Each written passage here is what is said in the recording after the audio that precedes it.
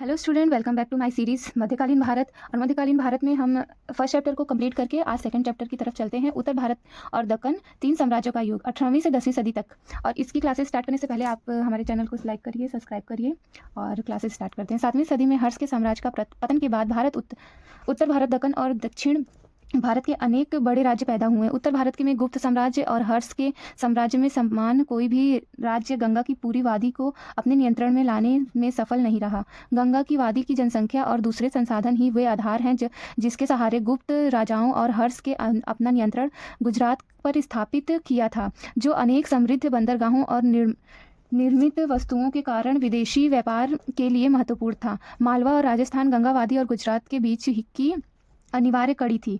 उत्तर भारत के किसी भी साम्राज्य में भौगोलिक सीमाएं इसी प्रकार निरूपित होती हैं। दक्षिण भारत में चोल कृष्णा गोदावरी डेल्टा और कावेरी डेल्टा को अपने नियंत्रण में लाने में सफल रहे। दक्षिण भारत के अनेक वर्चस्व का आधार यही था।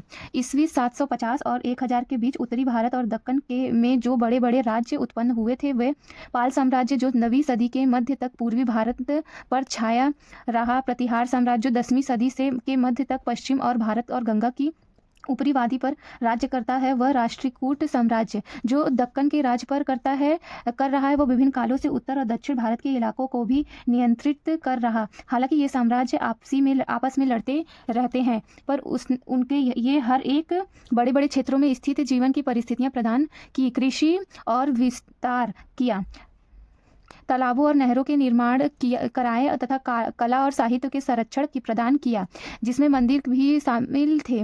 इन तीनों में राष्ट्रकूट साम्राज्य सबसे लंबा चला। यह अनेक काल का सबसे शक्तिशाली साम्राज्य ही नहीं बल्कि आर्थिक और सांस्कृतिक मामलों में उनके उत्तर और दक्षिण भारत के बीच पुल का काम भी किया। उत्तर भारत के वर्चस्व का संघर्ष। हर्ष की मृत्यु के बाद काल राजनीतिक अर्थव्यवस्था का काल था। कश्मीर के राजा ललितदित्य ने कुछ समय तक पंजाब को अपने नियंत्रण में रखा। उसका नियंत्रण कन्नौज पर भी रहा, जिसने हर्ष के दोनों से ही उत्तर भारत में प्रभुत्व सत्ता की प्राप्ति माना जाता है। आगे चलकर यही स्थिति दिल्ली को हो गई। कन्नौज पर नियंत्रण का मतलब गंगा की ऊपरी वादी तथा उसके व्यापार और समृद्ध कृषि संसाधनों पर नियंत्रण प्राप्त कर लेना भी था। ललितादित्य के बंगाल अर्थात गौड़ पर भी हमला किया और उसके शासक को मार डाला, पर पाल और गुर्जर प्रतिहार वंशों के उदय के साथ अनेक शक्तियां समाप्त हो गईं।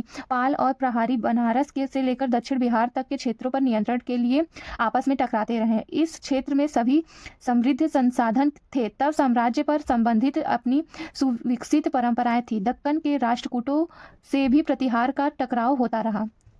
पाल साम्राज्य की स्थापना संभवतः 750 ईस्वी में गोपाल ने की थी, जब उस क्षेत्र में व्याप्त अराजकता को समाप्त करने के लिए क्षेत्र के अग्रणी व्यक्तियों ने उसे राजा चुन लिया।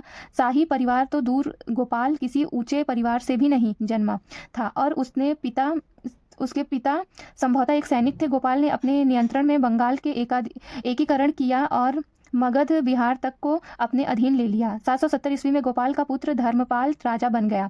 810 में ईस्वी तक शासन किया। कन्नौज और उत्तरी भारत में के नियंत्रण के लिए पाल प्रतिहारों और राष्ट्रकूटों की छिप संघर्ष उसके शासनकाल का मुख्य तत्व था। प्रतिहार राजा गौड़ बंगाल पर चढ़ गया, लेकिन कोई निर्णय हो सके। इससे पहले कि प्रतिहार राजा को राष्ट्रकूट राज ध्रुव के हरा दिया और वह राजस्थान के रेगिस्तान में शरण लेने के लिए बाध्य हो गया। फिर ध्रुव दक्कन लौट गया। इसके कारण धर्मपाल के लिए मैदान खाली हो गया। उसके कन्नौज पर कब्जा कर लिया और एक शानदार दरबार लगाया, जिसमें पंजाब, पूर्व राजस्थान आदि के अधिष्ठाता शासकों ने भाग लिया।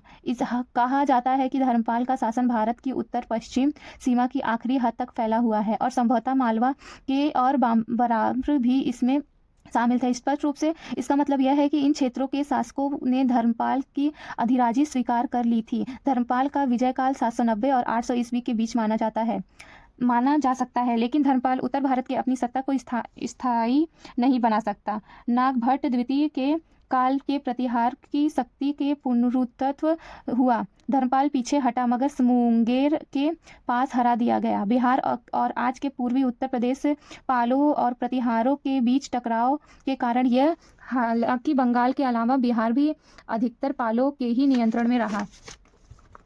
उत्तर में मिली असफलता के पाल शासकों ने दूसरी दिशाओं में प्रयास करने के लिए बाध्य कर दिया। धर्मपाल के बेटे देवपाल 810 ईस्वी में गद्दी पर बैठ गया। इससे 40 वर्षों तक शासन किया। उसने अपने नियंत्रण प्रज्ञोज्योतिषीपुर, असम और उड़ीसा के कुछ भागों पर भी स्थापित किया। संभवतः आधुनिक नेपाल का एक भाग इन पालों के अधीन हो चुका था।